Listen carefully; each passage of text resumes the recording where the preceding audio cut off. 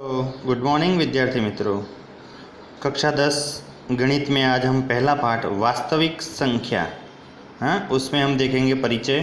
तो उसमें सबसे पहले जो संख्या है वो कैसी कैसी संख्याएं होती है वो आपको 9वीं में बताया था। तो उसमें पहली है प्राकृतिक संख्या है जिससे हम n से हम जानते हैं, जिसमें संख्या 1 से अनंत तक होती है, यानी कि 1 2 3 4 ऐसी अनंत तक होती है। पूर्ण संख्या जो है वो W से स्टार्ट हो, यानी कि W से हम उसको लिखते हैं जो 0 से स्टार्ट होती है और अनंत तक जाती है।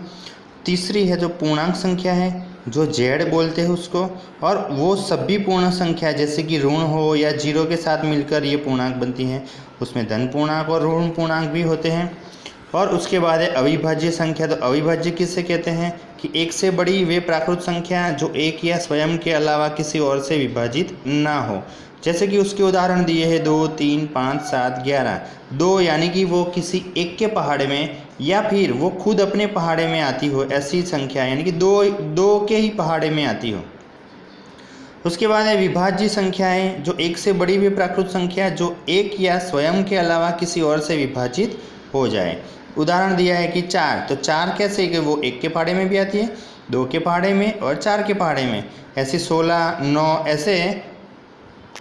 उसके बाद है परिमेय संख्या है जिसको हम Q से लिखते हैं। तो परिमेय संख्या जो है वो P/Q के रूप में लिखा जाता है, जैसे कि 2/3 है, 1/2 है। अपरिमेय संख्या जिसको हम P/Q के स्वरूप में नहीं लिखते हैं, जिसका उदाहरण है पाई, √2 √3। फिर है जो हमारा पाठ है वास्तविक संख्या। तो वास्तविक संख्या जो है R वो सभी संख्याओं का संग्रह है, जैसे कि उसमें परिमेय भी आ जाती है, अपरिमेय, प्राकृतिक, पूर्ण, पूर्णांक, अविभाज्य, विभाज्य, ये सभी संख्याओं का संग्रह है। तो वास्तविक संख्या में हम देखेंगे और उसके दशमलव प्रसार यानी कि उसको भाग करने से पॉइंट कब आता है वो, तो शांत। तो इस स्थिति में शेष 0 हो जाता है, यानी कि कोई भी संख्या का किसी भी संख्या से उसका भाग करे तो उसका शेष 0 आ जाता है, तो उसे हम शांत वास्तविक संख्या कहते हैं।